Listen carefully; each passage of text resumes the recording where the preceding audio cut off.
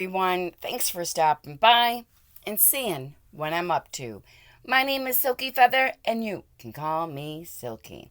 We are here currently with Silky Feather and Silky Feather's Nest.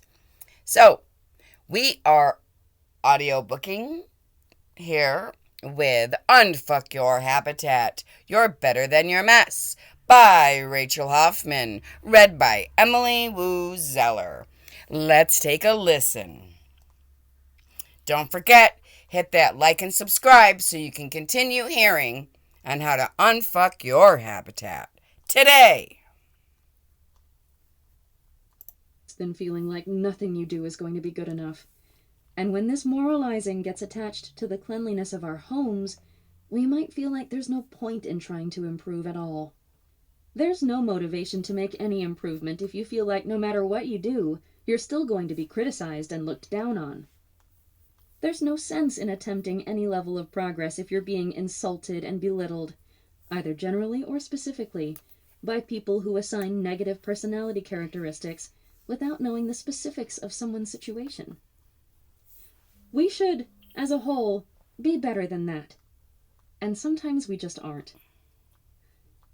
There are all sorts of reasons why someone might be messy, and laziness is only one of them.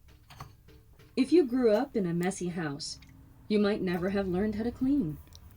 If you have a physical or mental illness or disability, you might physically not be able to clean your house from top to bottom.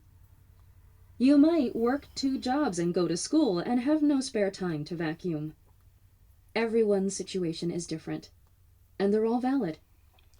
What's important to know, however, is that you totally can work with or around whatever's going on in your life. If you have no free time, well, 2010s are great. And if you can't manage that, a 5 the rest of the day can help more than you think too. If you have physical limitations, there are ways to adapt your housework so that you can do it while taking care of yourself and your health. There's no need to let outside judgment limit what you can do in your own home. All those judgy, moralizing people have no idea what you're living with. So why the hell are you letting them make you feel like crap about your home?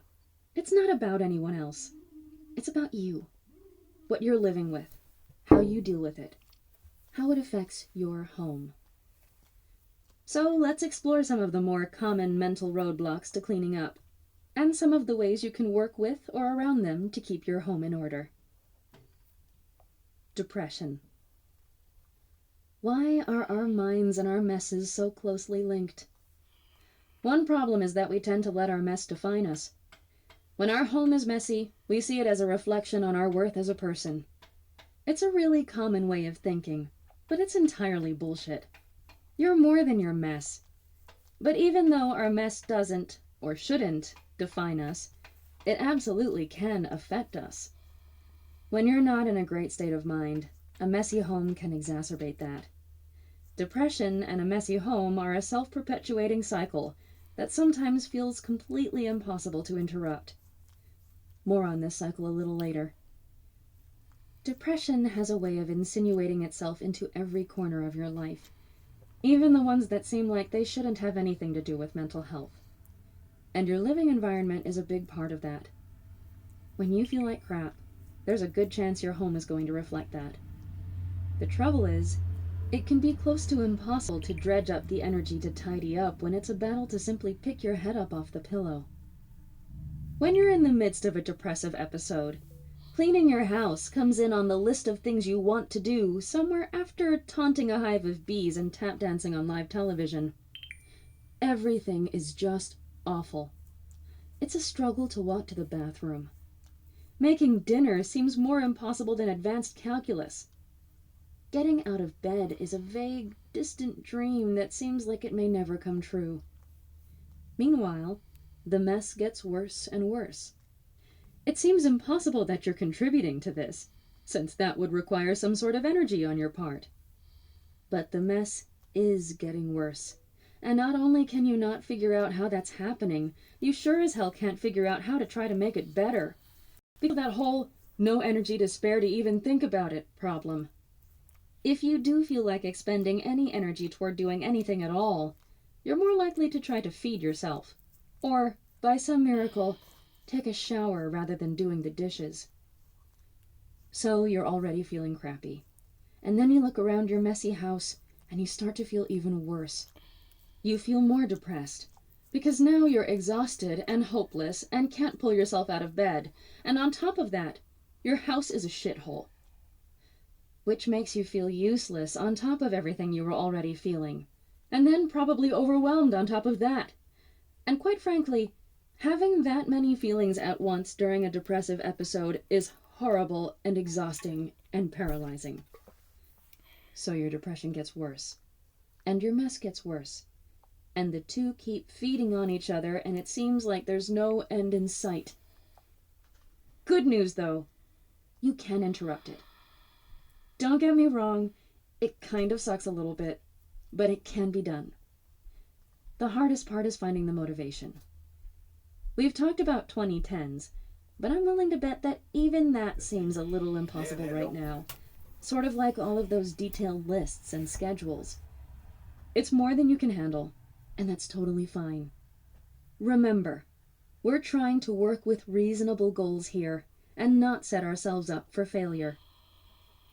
Instead of trying to get 20 minutes done, try for 5. Or 2. Or just put one single thing away. Start small. Start really small. Start as small as you need. It's okay. The most important thing is just to do something. Anything. It doesn't matter what it is or how insignificant it seems. You can do this. Try to do something, anything really, that allows you to interact positively with your home every day. Whether that's cleaning, organizing, or even just displaying something that makes you happy. Aim for getting one thing done every day that makes you feel better about where you live. If you have something happening every day that makes you feel overall more positive toward your home, it won't seem so hopeless while you're in the middle of what feels like nothing but negativity or apathy. And never underestimate the importance of even just a little bit of progress. One of the worst things, among an almost infinite number of shitty things, about depression is that it makes you feel hopeless and worthless and like you can't do anything at all, let alone anything right. Setting yourself up for even the smallest positive accomplishment is so huge. You have this one small thing to point to as evidence that you aren't, in fact, worthless or hopeless. So what if it doesn't happen organically? The deck is already stacked against you here. You're not cheating. You're setting yourself up for a win, no matter how tiny it is. Clearing off your nightstand is a pretty big deal when you're depressed. Washing the dishes is practically like winning an Olympic gold medal. Why not give yourself a chance for one little positive emotion like pride or self-assurance when you otherwise feel kind of like shit? Cleaning your house is not going to cure your depression, but there's a good chance it'll help you feel a little less hopeless and desperate if you can look around and see that you're not surrounded by filth. It'll definitely help things seem a little less bleak. And when you're finally past this depressive episode, which you will be at some point, you'll have set yourself up in a better place to be a little less overwhelmed with all the stuff you need to do when you're feeling better. There's a lot of talk about self-care during depressive episodes, but it can be really helpful to take care of future you just as much as present you. Seeing what's happened while you were in the middle of a bad time can be hard, making you feel ashamed of how bad things got all around you while your brain was screwing with you. By doing even just the smallest bit to keep things kind of in order, not only are you giving yourself something to focus on in the moment, you're also making things a little easier for yourself once you're out of that moment, however long it lasts. In this process, it's so important to be kind to yourself. You might not be able to stop the negative thoughts flying through your brain, but that's okay. Show yourself some kindness. Be forgiving of what you're going through. Don't be too hard on yourself. A lot of this is out of your control, so take control over what you can and understand that the rest is going to happen. And it's going to suck, but you will get through it. Mini challenge. If you're in bed or on the couch, look at the surface nearest to you. It's likely a nightstand or coffee table. Set a timer for 5 minutes. Clear off as much of that surface as you can before the timer goes off. You can get right back in bed when you're done. Mini challenge. Gather up all the dirty dishes and bring them to the kitchen. Stop up the sink, fill it with hot soapy water, and let the dishes soak. Mini challenge. Take a shower and change your clothes. Put the dirty clothes into the hamper.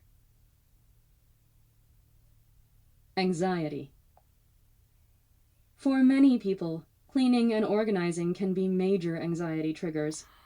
Lots of people experience some form of anxiety about housekeeping, but when you live with a mental illness, this can be exacerbated many times over.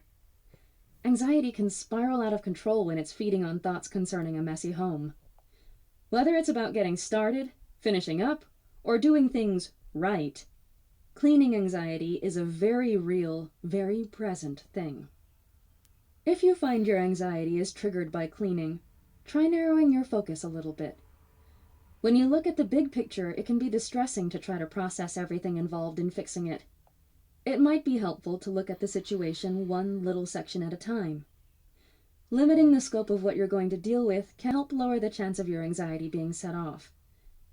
Clear boundaries and definite beginning and ending points can help add some necessary structure. Taking breaks is critical if you're dealing with anxiety that's triggered or made worse by cleaning. Periodically stopping is important because, in the midst of an anxiety episode, it can be very easy to keep going without pause and work yourself up even more. If you don't enforce taking breaks, you might soon find yourself marathoning, which is a good way to lose control. By giving yourself definite boundaries, you can keep from feeling like you need to keep going until it's completely done. Tell yourself you're only going to do 2 or 3 2010s and then stop. You have a predetermined end in sight, so there's no need to feel guilt if everything isn't done when you stop. Hold yourself to these limits. Quit when you planned to. You're not going to be able to get to everything at once, and you shouldn't. So give yourself permission to stop, and let yourself enjoy the accomplishment of finishing what you did, even if it wasn't as much as you'd have liked. Sometimes, making drastic changes in your living space can actually induce anxiety. And this includes going from messy to clean. You're removing a certain level of comfort and familiarity, and that can be disconcerting. Check in with yourself as you clean up. See if you can figure out how you're feeling when you look at an area you've just worked on. If you feel relieved or proud, it's probably fine to keep going. If you're anxious or upset, stop. Give yourself time to get used to the changes before you move on to the next thing. Anxiety can be very unpredictable, so if you feel yourself getting triggered, take a break, then maybe move on to something else. You can always come back to what you were doing. Mini challenge. Set a timer for 5 minutes. Gather up as much trash as you can find and throw it away, or recycle where applicable, before the timer goes off. Childhood cleaning trauma. For people who were raised in environments with unhealthy relationships to cleaning, cleaning can trigger anxiety, fear, depression, or panic. If you have a parent who was a hoarder, or you were raised in a household where cleaning was used as punishment, or you were disciplined for not cleaning properly or well enough, you may have some pretty negative mental stuff associated with cleaning. If this is the case for you, first try to figure out where your negative associations with cleaning come from. If you can isolate that, you have a much better chance of figuring out how to work with it. If, for example, you were punished for not cleaning correctly, or if cleaning was used as punishment, institute a reward system for yourself with stuff you truly love. Washed the dishes? Go buy yourself a fancy coffee. Put your clothes away? Play to the next level in your video game. Whatever it takes to begin realizing that cleaning doesn't have to go hand in hand with negativity. Children of hoarders face a particular set of challenges. Growing up in a home with a hoarder can lead to any number of psychological and physical problems, as well as the added challenge of trying to rebuild a healthy relationship with cleaning once you're out of the family home. Often, Children of hoarders haven't developed the skills and routines associated with housekeeping that others learn in childhood. They may be lacking a context for when it's appropriate to keep things and when to throw them out. Well, we hit our 15 minutes for the day. Thank you once again for popping in and hearing the next audiobook, which is Unfuck Your Habitat, You're Better Than Your Mess, by Rachel Hoffman and read by Emily Wu Zeller. Please do hit that like and subscribe button, and let's continue on our journey on keeping our home as clean as possible. Be kind to one another. Life is too short. This is Silky Feather signing off. Bye-bye.